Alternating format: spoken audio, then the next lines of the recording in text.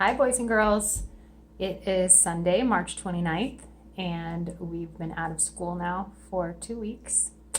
Feels like a long time. I miss you a lot. I've been asking you to write me letters on Class Dojo, and some of you have. Thank you very much. I love seeing what you write. But I found this book called Dear Mr. Blueberry, and it's about a little girl who writes letters to her teacher. Now, the little girl has a big imagination, but the teacher doesn't really. He likes to give information, facts. So I hope that you will enjoy this story. It's called Dear Mr. Blueberry by Simon James. And this was written in 1991, so before you were born. Dear Mr. Blueberry. Dear Mr. Blueberry, I love whales very much, and I think I saw one in my pond today. Please send me some information on whales, as I think he might be hurt. Love, Emily. Now see, she has a big imagination because I'm sure, as you know, whales cannot live in ponds, and her teacher's going to tell her that. Dear Emily, here are some details about whales. I don't think you'll find it was a whale you saw, because whales don't live in ponds, but in salt water. Yours sincerely, your teacher, Mr. Blueberry. Dear Mr. Blueberry, I am now putting salt in the pond every day before breakfast, and last night I saw my whale smile. I think he is feeling better. Do you think he might be lost? Love, Emily. Dear Emily, please don't put any more salt in the pond. I'm sure your parents won't be pleased. I'm afraid there can't be a whale in your pond because whales don't get lost. They always know where they are in the oceans.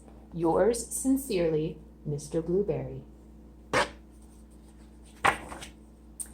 Dear Mr. Blueberry, tonight I am very happy because I saw my whale jump and spurt lots of water. He looked blue. Does that mean he might be a blue whale? Love, Emily. P.S. What can I feed him with? Now, when you see P.S. at the bottom of a letter, that means postscript. That means somebody forgot to put something in the regular body of the letter, and after they signed their name, they thought, oh, wait, I wanted to say one more thing or ask one more thing, so they put a P.S. at the bottom. Dear Emily, blue whales are blue, and they eat tiny shrimp-like creatures that live in the sea. However, I must tell you that a blue whale is much too big to live in your pond. Yours sincerely, Mr. Blueberry. P.S. Perhaps it is a goldfish. Dear Mr. Blueberry, last night I read your letter to my whale. Afterward, he let me stroke his head. It was very exciting. I secretly took some crunched up cornflakes and breadcrumbs. This morning I looked in the pond, and they were all gone. I think I should call him Arthur. What do you think? Dear Emily, I must point out to you quite forcibly now that in no way could a whale live in your pond. You may not know that whales are migratory. Now, that's a new word, but it's going to tell us what it means, which means they travel great distances each day. They migrate, so they travel really far. I'm sorry to disappoint you. Yours sincerely, Mr. Blueberry. Dear Mr. Blueberry, tonight I'm a little sad. Arthur has gone. I think your letter made sense to him, and he has decided to be migratory again.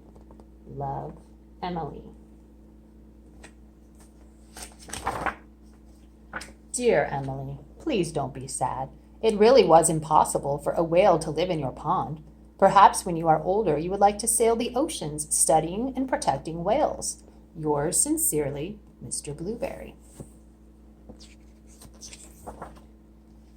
Dear Mr. Blueberry, it has been the happiest day. I went to the beach, and you'll never guess, but I saw Arthur. I called to him, and he smiled. I knew it was Arthur because he let me stroke his head. I gave him some of my sandwich. This has a ... so it keeps going. She didn't sign her name yet. And then we said goodbye. I shouted that I loved him very much, and I hope you don't mind. I said you loved him too. Love, Emily and Arthur. The end. Wasn't that cute? Now, I want to point something out to you. I've been asking you to write me letters, and the people who've been doing it, you've been doing an excellent job of using the correct form for how to write a letter. So I put a page on Dojo, but it's been a while, to show you that each letter needs to have the greeting, which is where you put dear with a capital D, then the person's name, and then the comma after the name. Sometimes people want to put dear and then the comma. You put dear and then the person's name and a comma. Then you go down a line and you leave a little space, which I've taught you is called indenting. You indent your first sentence, and then you write whatever it is you want to say, a few sentences, and then you skip a line again, and in the middle you put your closing.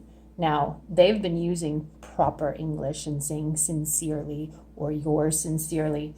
You can sign it love, from, sincerely, your friend, see you later, any type of closing. And then there's another comma, and then you write your name. Okay, so sometime this week I would love for you to either write a letter to me or write a letter to your classmate, and I can share it with them and just tell what you've been doing at home, how you're feeling about this whole situation, what you miss about school, or really anything you want to write about. You could write about toys that you've been playing with, or games that you've been playing, or shows that you've been watching. Anything you want to write about is good. Okay? I will talk to you soon. Bye.